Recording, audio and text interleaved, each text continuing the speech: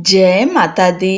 प्रिय भक्तों, आप सभी का हमारे चैनल मन की शांति में बहुत बहुत स्वागत है। चलिए आज हम सब सोमवार व्रत कथा का श्रवण करेंगे। सोमवार का व्रत रखने व इस दिन से जुड़ी कथा का पाठ करने से भक्त के घोर संकट भी कट जाते हैं। बहुत समय पहले की बात है, किसी नगर में एक साहूकार रहता था। उसका घर धन धान्य व सभी सुख सुविधाओं से भरा हुआ था। बस कमी थी तो एक संतान की। संतान पाने के लिए साहूकार हर सोमवार को उपवास रखता था और शिव मंदिर जाकर पूरी आस्था से शिव पार्वती की पूजा अर्चना करता था। उसकी अटूट शक्ति से माँ पार्वती प्रसन्न हुई और भगवान शिव से निवेदन करने लगी, हे स्वामी, आप तो अपने भक्त की पुकार शीघ्र सुन लेते हैं। कृपया साहूकार पर भी दया करें और उसकी मनोकामना पूर्ण करें। माता पार्वती की विनती सुनकर भगवान शिव कहने लगे, हे देवी, हर प्राणी को अपने अच्छे बुरे दोनों कर्मों का फल भोगना ही पड़ता है। यही इस संसार की रीत है। यह सुनकर पार्वती जी साहूकार की मनोकामना पूर्ण करने के लिए शिव जी से हठ करने लगीं। बहुत समझाने पर भी जब माता पार्वती न मानी तो शंकर भगवान ने साहूकार को संतान प्राप्ति का वरदान दिया, किंतु उन्होंने कहा कि ये बालक अल्पायु होगा और मात्र 12 वर्ष तक ही जीवित रह सकेगा।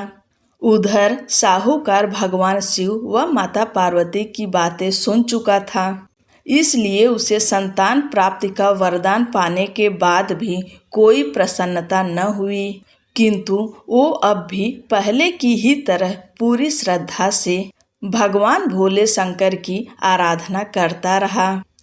वरदान पाने की कुछ ही समय बाद साहूकार की पत्नी गर्भवती हुई और 9 महीने बाद एक सुंदर बालक को जन्म दिया। जब बालक 11 वर्ष का हुआ तो साहूकार ने उसके मामा को बुलाकर कहा कि इसे काशी पढ़ने के लिए ले जाओ। तुम लोग रास्ते में यज्ञ व दान पुण्य करते हुए जाना। ये कहकर साहूकार ने उन्हें खूब धन देकर विदा किया। इधर काशी प्रस्थान के बाद मामा भांजे एक गांव से गुजर रहे थे। वहां एक राजकुमारी का विवाह हो रहा था, परंतु राजकुमार एक आंख से काना था।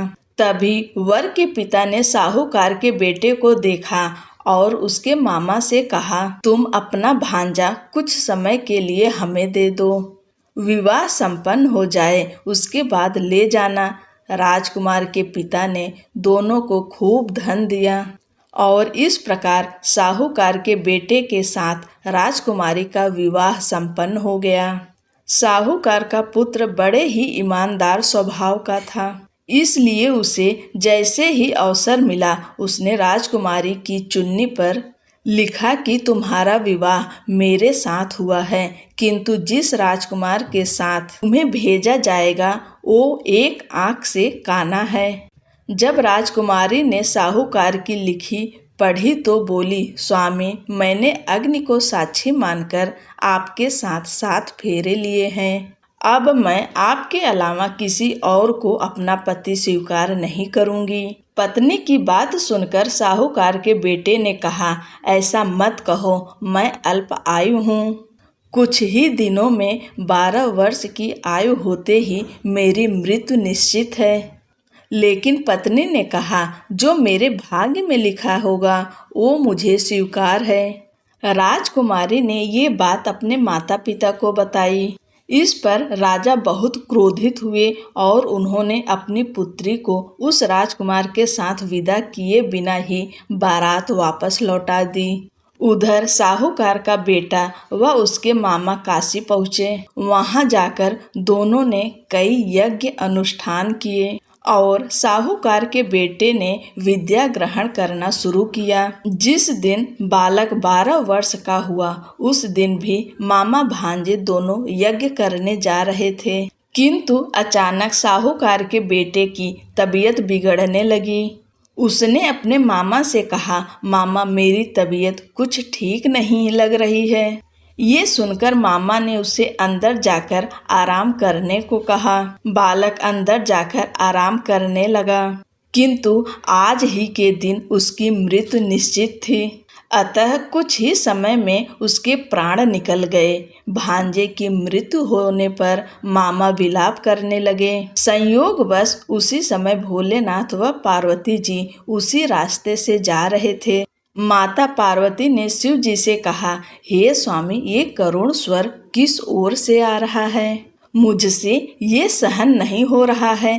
कृपया आप इस व्यक्ति के कष्टों का निवारण करें। माता पार्वती की विनती सुनकर जब भगवान शिव मृत बालक के पास पहुँचे तो देखा कि ये तो उसी साहूकार का पुत्र है जिसका जन्म मेरे वरदान स्वरूप हुआ था और अब इसका जीवन पूरा हो चुका है। माता पार्वती दुखी होकर कहने लगी, हे प्रभु, इस बालक को मृत देखकर इसके माता पिता वियोग में अपने प्राण त्याग देंगे। इसलिए कृपया आप मेरी विनती सुने और इस बालक को जीवन दान दें। पार्वती जी के निवेदन पर भोलेनाथ ने उस बालक को जीवन दान का वरदान दिया।